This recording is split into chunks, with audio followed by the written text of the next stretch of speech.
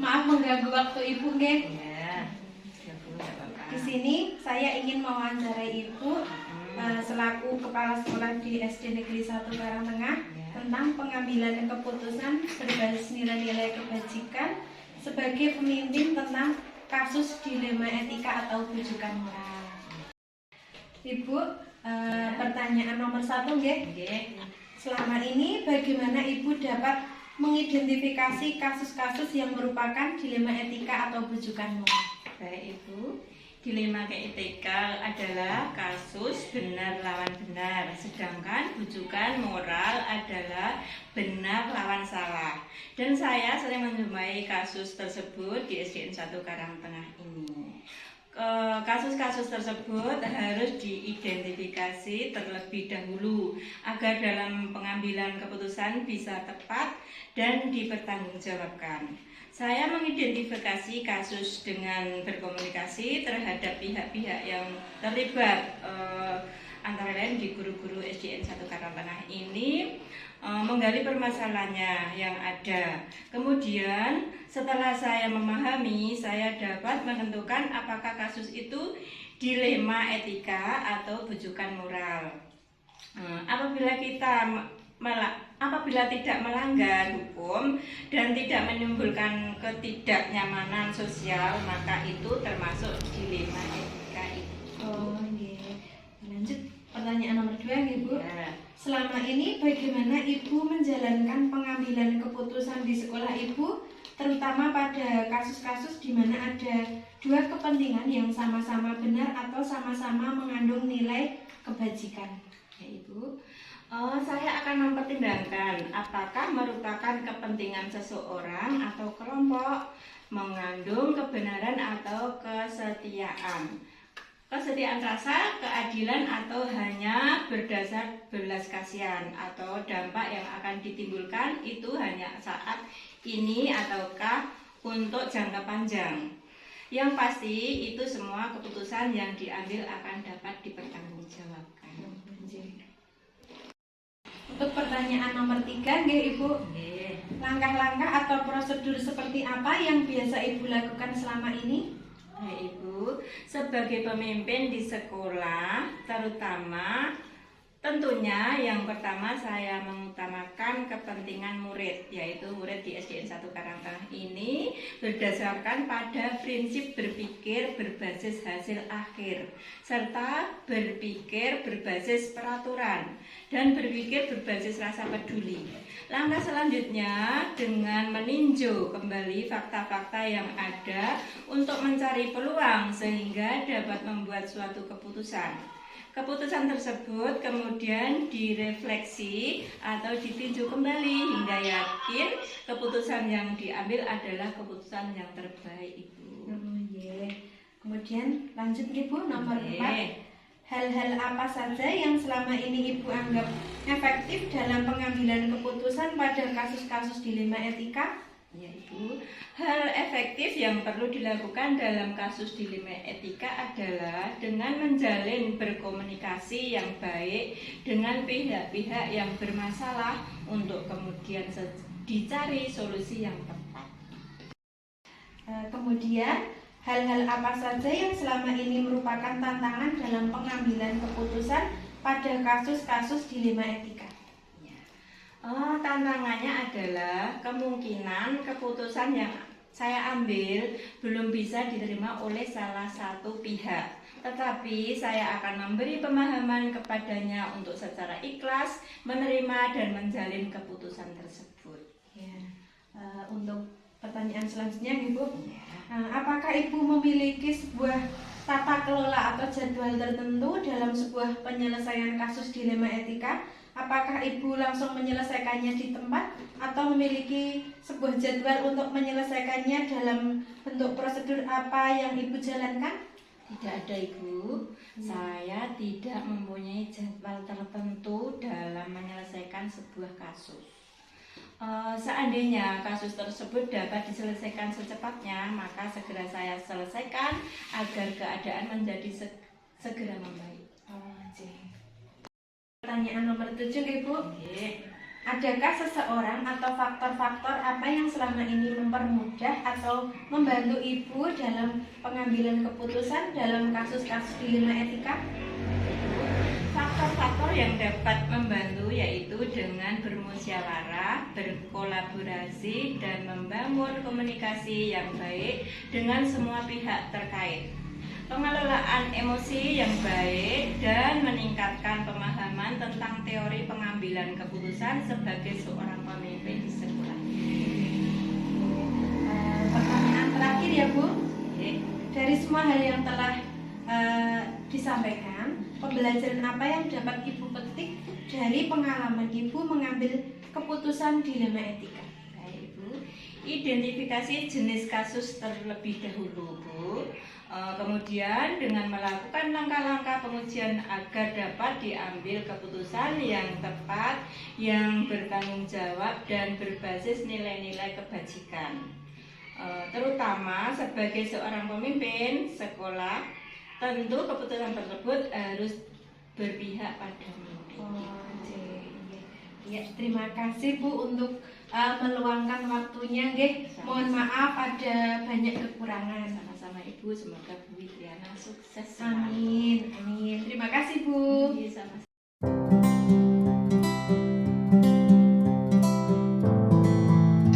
Assalamualaikum. Ya, waalaikumsalam. Mari silahkan Bu Fitri. Iya Bu. Ya, gimana kabarnya? Alhamdulillah sehat. Ibu sendiri? Alhamdulillah sehat. Silahkan duduk Bu. Iya Bu, terima kasih. Ya. Selamat pagi Ibu. Iya, selamat pagi Bu Fitri. Maaf mengganggu waktunya Ibu sebentar. Ibu ada waktu? Alhamdulillah kebetulan pada hari ini free, jadi tidak ada undangan apapun. Insya Allah bisa. Di sini saya ingin mewawancarai Ibu tentang dilema etika dan rujukan moral. Terima kasih Bu Fitri untuk kesempatannya, juga waktunya sudah meluangkan waktu berpersoalan di sini. Mudah-mudahan saya bisa membantu Bu Fitri untuk memenuhi tugas CGP untuk modul berapa ini Bu? Modul 3.1 Bu. Ya, mudah-mudahan saya bisa membantu. Saya akan berusaha menjawab apa yang saya tahu seperti itu ya Bu ya. Iya Bu. Boleh kita mulai ya Bu? Siap. Selama ini bagaimana Ibu dapat mengidentifikasi kasus-kasus yang merupakan dilema etika atau rujukan moral? Ini tentang kasus ya Bu ya. Iya Bu. Untuk kasus ini kan ada dua kasus, yaitu ada dilema etika dan rujukan moral. Tentunya karena ini merupakan kasus yang berbeda ya dari keduanya Bu. Untuk yang pertama tentunya saya akan mengidentifikasi kasus itu terlebih dahulu. Karena di sini untuk dilema etika itu kan benar lawan benar, ya. Terus kemudian untuk rujukan moral itu kan benar lawan salah.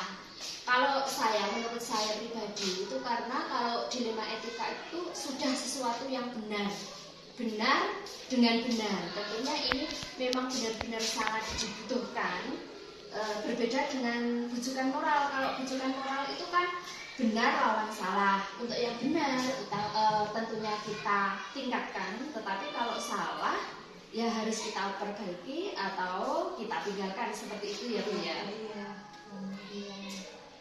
Kemudian selama ini bagaimana Ibu menjalankan pengambilan keputusan di sekolah Ibu, terutama untuk kasus-kasus di mana ada dua kepentingan yang sama-sama benar atau sama-sama mengandung nilai kebajikan? Ya, setelah saya mengidentifikasi kasus tersebut, tentunya Saya akan mempertimbangkan apa yang harus saya putuskan. Ini pertimbangannya adalah kasus tersebut bagaimana dari segi manfaatnya untuk nantinya merupakan kepentingan pribadi atau kelompok, kemudian juga jangka waktunya, jangka pendek atau jangka panjang, kemudian merupakan keadilan atau hanya sekedar belas kasihan, seperti itu. Yang pasti untuk keputusan yang saya ambil nanti bisa saya pertanggungjawabkan, Bu. Untuk langkah-langkah atau prosedur seperti apa yang biasa Ibu lakukan selama ini? Ya, untuk langkah-langkah pengambilan keputusan yang pertama tentunya saya akan berkomunikasi, berkolaborasi dengan rekan-rekan terlebih dahulu bagaimana langkah yang baik yang harus kita ambil. Kemudian selain itu juga berkomunikasi yang baik tentunya dengan pihak-pihak yang terkait. Ibu, hal-hal apa saja yang selama ini Ibu anggap efektif dalam pengambilan keputusan pada kasus-kasus dilema etika? Hal yang efektif ya di sini untuk berbicara mengenai hal yang sangat efektif, tentunya yang pertama saya berkomunikasi dulu dengan pihak terkait. Kemudian setelah itu kami selesaikan bersama dengan cara segitiga restitusi ya Bu ya. Kemudian supaya yang bermasalah itu mendapatkan solusi tersendiri sehingga permasalahan ini segera teratasi dan cepat selesai. Kemudian segera membaik, seperti itu Bu. Oh iya. Kemudian hal-hal apa saja yang selama ini merupakan tantangan dalam pengambilan keputusan pada kasus-kasus dilema etika? Kalau hal hubungannya dengan tantangan itu pasti ada ya Bu ya. Karena setiap keputusan itu pasti tidak langsung diterima oleh semua pihak tentunya ya. Tantangannya pasti setelah saya mengambil keputusan tersebut, pihak yang terkait itu tidak langsung menerima tentunya ya.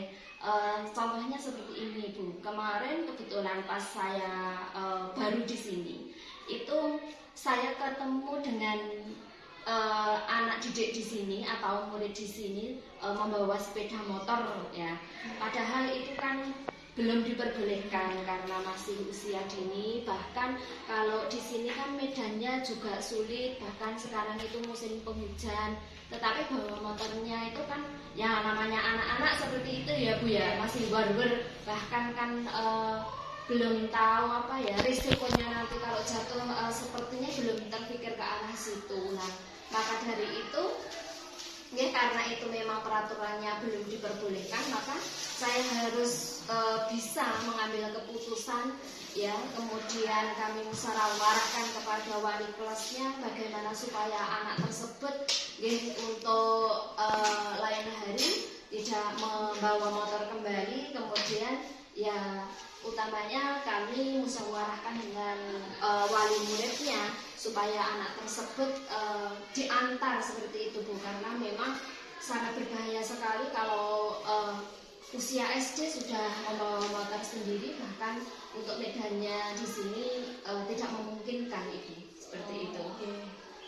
Kemudian apakah Ibu memiliki sebuah tata kelola atau jadwal tertentu dalam sebuah penyelesaian kasus dilema etika? Iya. Apakah Ibu langsung menyelesaikannya di tempat atau memiliki sebuah jadwal untuk menyelesaikannya? Bentuk atau prosedur seperti apa yang Ibu jalankan? Ya, kalau untuk jadwal sih kalau di sini tidak ada ya Bu ya.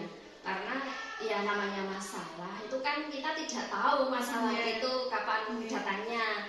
Kalau bisa sih jangan sampai ada masalah ya. Tetapi namanya kita hidup kan masalah itu pasti ada. Nah, apabila masalah itu ada ya langsung kita komunikasikan, kemudian kita selesaikan supaya tidak berlarut-larut seperti itu Bu. Kemudian untuk yang mereka yang melakukan kesalahan itu segera mendapatkan solusi yang terbaik seperti itu. Ibu, adakah seseorang atau faktor-faktor apa yang selama ini mempermudah atau membantu Ibu dalam pengambilan keputusan dalam kasus-kasus dilema etika? Pastinya ada ya Ibu. Jadi apabila saya ada kasus, itu pasti saya tidak memutuskan sendiri. Jadi saya perlu berkolaborasi, kemudian juga berdiskusi dengan pihak-pihak terkait. Jadi ada komite dan juga rekan-rekan guru Ibu. Nah, kemudian dari semua hal yang telah disampaikan, pembelajaran apa yang dapat Ibu petik dari pengalaman Ibu mengambil keputusan dilema etika? Hal-hal yang bisa saya petik dari pembelajaran ini, dari kasus dilema etika dan juga rujukan moral, yang pertama pastinya saya akan mengidentifikasi masalah, kemudian mengambil langkah-langkah, kemudian juga bermusyawarah dengan pihak terkait sehingga apa yang kami putuskan bisa dipertanggungjawabkan sehingga membuat semuanya berjalan dengan kondusif seperti itu Ibu. Terima kasih Ibu. Terima kasih untuk waktunya hari ini. Maaf mengganggu waktu Ibu ya. Tidak apa-apa Ibu, silahkan saja kalau misalkan ada kesulitan ataupun ada yang bisa saya bantu dengan senang hati, saya bisa membantu Bu Witri. Mudah-mudahan apa yang sudah kita sampaikan tadi bisa membantu apa yang menjadi kesulitan Bu Witri. Dan jangan bosan-bosan untuk main ke sini ya Bu ya. Iya Bu, iya pasti main Tidak usah tergesa-gesa. Di sini dulu saja, ada apa-apa. Karena juga cuacanya masih mendung kelihatannya. Nggih. Ngaten mawon nggih Bu. Niki minta izin untuk pulang nggih, mun ditunggu rencana anak-anak di sekolah. Oh seperti itu. Nggih. Jadi ini langsung mau kembali. Iya. Ya, baik. Terima kasih ya Bu untuk kebersamaannya. Sami-sami Bu. Nggih, Terima kasih ya Bu. Pokoknya tetap semangat. Nggih.